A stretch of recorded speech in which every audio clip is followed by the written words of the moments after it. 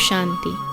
आज 19 अप्रैल 2025 की बाबा की साकार मुरली है। मुरली के महावाक्य हैं, मीठे बच्चे, बेहद बाप के साथ वफादार रहो तो पूरी माइट मिलेगी, माया पर जीत होती जाएगी। प्रश्न है, बाप के पास मुख्य अथॉरिटी कौन सी है, उसकी निशानी क्या है? उत्तर है, बाप के पास मुख्य ही ज्ञान की अथॉरिटी। ज्ञान सागर है, इसलिए तुम बच्चों को पढ़ाई पढ़ाते हैं। आप समान नॉलेजफुल बनाते हैं। तुम्हारे पास पढ़ाई की एम ऑब्जेक्ट है। पढ़ाई से ही तुम ऊंच पद पाते हो। गीत है, बदल जाए दुनिया। ओम शांति। भक्त भगवान की महिमा करते हैं। अब तुम तो भक्त नहीं हो, तुम तो उस भगवान के बच्चे बन गए हो। वह भी वफादार बच्चे चाहिए। हर बात में वफादार रहना है। स्त्री की सिवाय पति के अथवा पति की सिवाय स्त्री के और तरफ दृष्टि जाए तो उनको भी बेवफा कहेंगे। अब यहाँ भी है बेहद का बाप, उनके साथ बेवफादार और वफादार दोनों रहते हैं। वफादार बनकर फिर बेवफादार बन जाते हैं। बाप तो है हाईएस्ट अथॉरिटी, ऑलमाइटी है ना, तो उनके बच्चे भी ऐसे होने चाहिए। बाप में ताकत है। बच्चों को रावण पर जीत पाने की युक्ति बतलाते हैं, इसलिए उनको कहा भी जाता है सर्वशक्तिमान। तुम भी शक्ति से ना होना, तुम अपने को भी ऑलमाइटी कहेंगे। बाप में जो माइट है वह हमको देते हैं, बतलाते हैं कि तुम माया रावण पर जीत कैसे पा सकते हो, तो तुमको भी शक्तिवान बनना है। बाप है ज्ञान की अथॉरिटी, नॉलेजफुल है ना, जैसे वो लोग अथॉरिटी हैं शास्त्रों की, भक्ति मार्ग की, ऐसे अब तुम ऑलमाइटी अथॉरिटी नॉलेजफुल बनते हो। तुमको भी नॉलेज मिलती है। यह पाठशाला है, इसमें जो नॉलेज तुम पढ़ते हो इससे ऊंच पद पा सकते हो। यह एक ही पाठशाला है। तुमको तो यहाँ पढ़ना है और कोई प्रार्थना आदि नहीं करनी है। तुम्हें पढ़ाई से वर्षा मिलता है, एम ऑब्जेक्ट है। तुम बच्चे जानते हो बाप नॉलेजफुल हैं, उनकी पढ़ाई बिल्कुल डिफरेंट है। ज्ञान का सागर बाप है तो वही जाने। वही हमको सृष्टि के आदि मध्य अंत का नॉलेज देते हैं, दूसरा कोई दे न सके। बाप सम्मुख आकर ज्ञान दे फिर चले जाते हैं। इस पढ़ाई की प्रारब्ध क्या मिलती है वह भी तुम जानते हो। बाकी जो भी सत्संग आदि हैं वह गुरु गोसाई हैं, वह सब है भक्ति मार्ग के। अब तुमको ज्ञान मिल रहा है। यह भी जानते हैं कि उनमें भी कोई यहाँ के होंगे तो निकल आएंगे। तुम बच्चों को सर्विस की भिन्न भिन्न युक्तियाँ निकालनी हैं। अपना अनुभव सुनाकर अनेकों का भाग्य बनाना है। तुम सर्विसेबल बच्चों की अवस्था बड़ी निर्भय, अड़ोल और योग युक्त चाहिए। योग में रहकर सर्विस करो तो सफलता मिल सकती है। बच्चे, तुम्हें अपने को पूरा संभालना है, कभी आवेश आदि न आए। योग युक्त पक्का चाहिए। बाप ने समझाया है, वास्तव में तुम सब वानप्रस्थी हो, वाणी से परे अवस्था वाले। वानप्रस्थी अर्थात वाणी से परे घर को और बाप को याद करने वाले। इसके सिवाय और कोई तमन्ना नहीं। हमको अच्छे कपड़े चाहिए, यह सब है छी तमन्नाएं। देह अभिमान वाले सर्विस कर नहीं सकेंगे, देही अभिमानी बनना पड़े। भगवान के बच्चों को तो माइट चाहिए, वह है योग की। बाबा तो सभी बच्चों को जान सकते हैं ना, बाबा झट बता देंगे यह खामियां निकालो। बाबा ने समझाया है, शिव के मंदिर में जाओ, वहाँ बहुत तुमको मिलेंगे।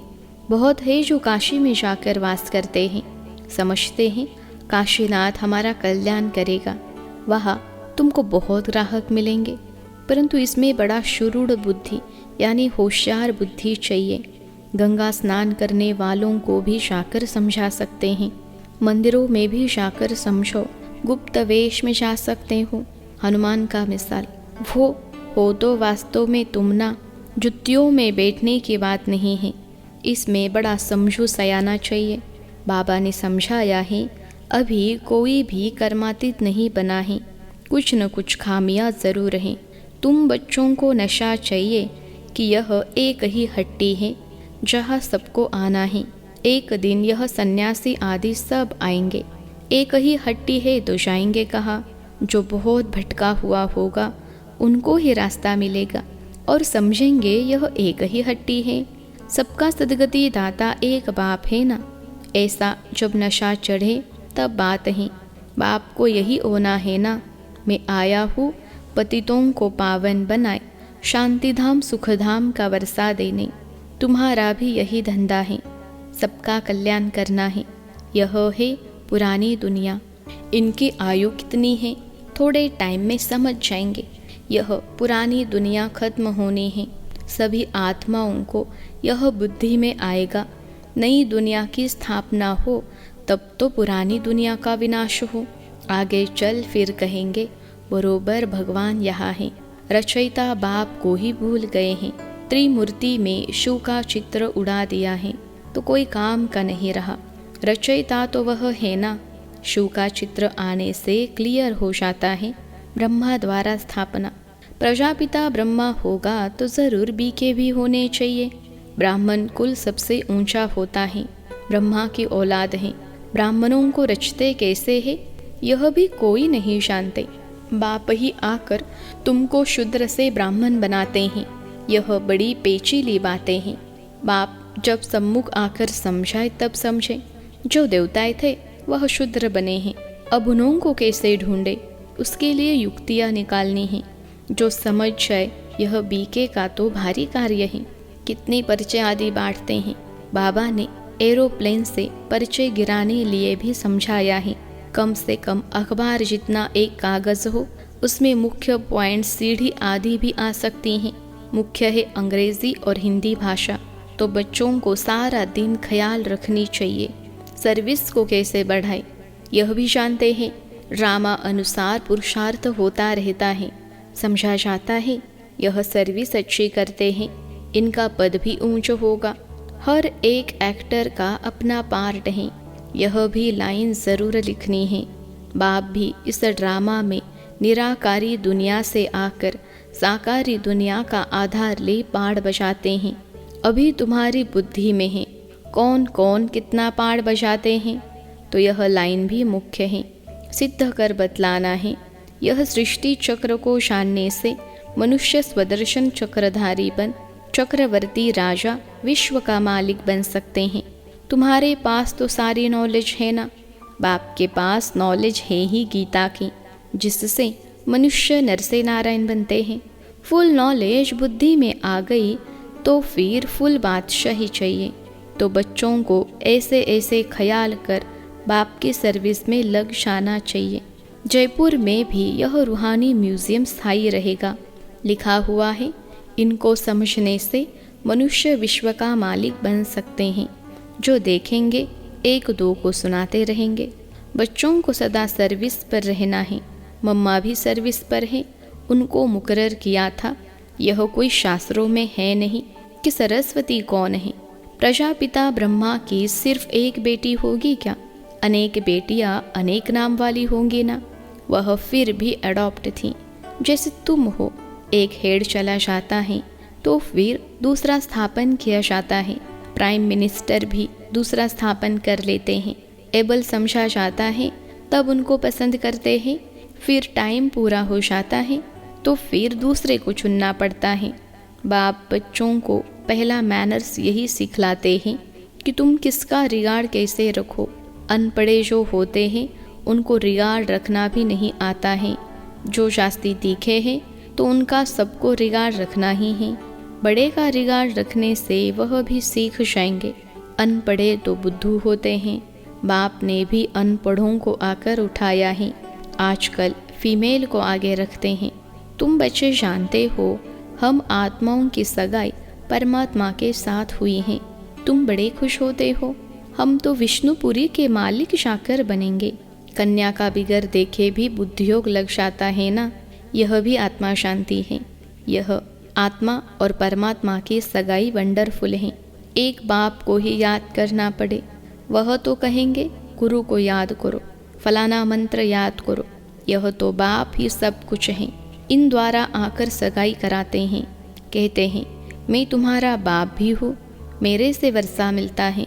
कन्या की सगाई होती है तो फिर भूलती नहीं है। तुम फिर भूल क्यों जाते हो?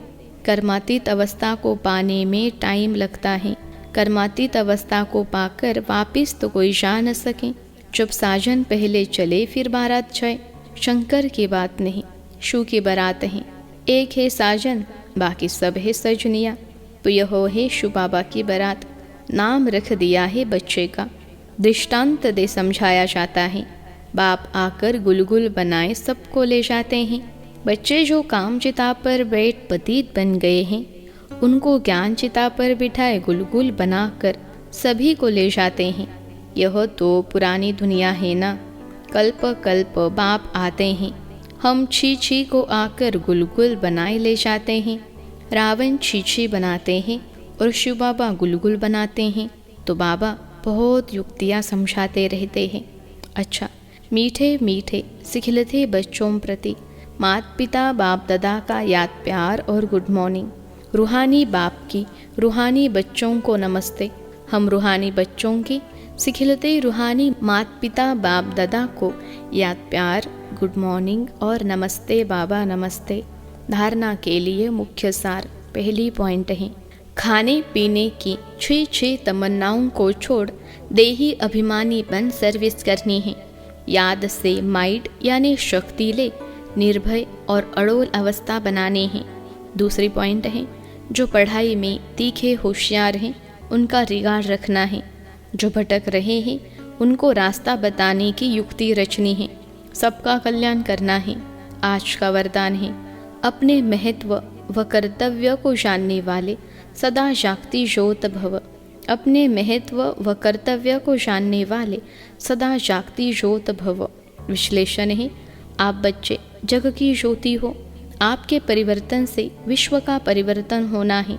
इसलिए बीती सो बीती कर अपने महत्व व कर्तव्य को जानकर सदा जागती ज्योत बनो।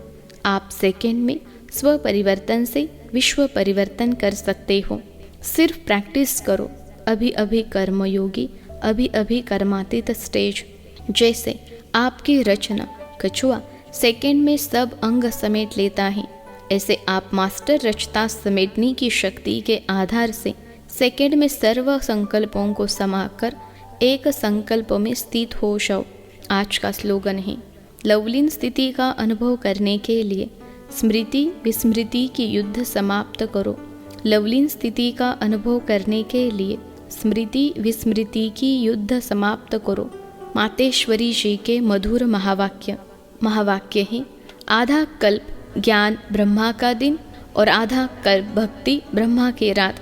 विश्लेषण है, आधा कल्प है ब्रह्मा का दिन, आधा कल्प है ब्रह्मा की रात। अब रात पूरी हो सवेरा आना है। अब परमात्मा आकर अंधियारा की अंत कर सोजरे की आदि करता है। ज्ञान से है रोशनी, भक्ति से है अंधियारा।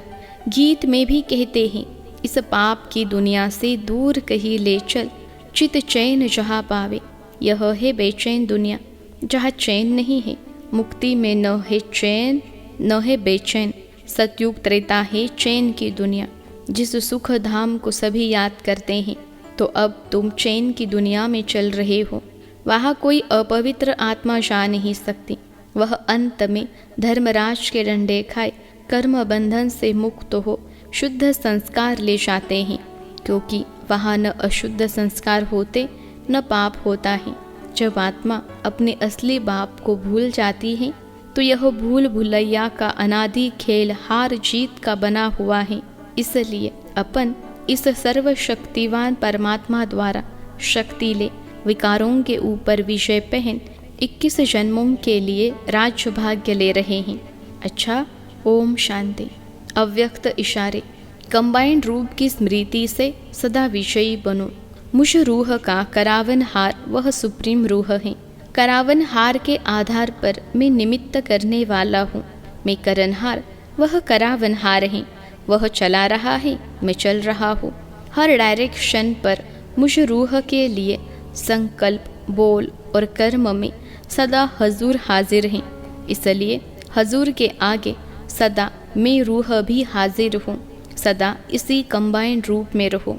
अच्छा, ओम शांति।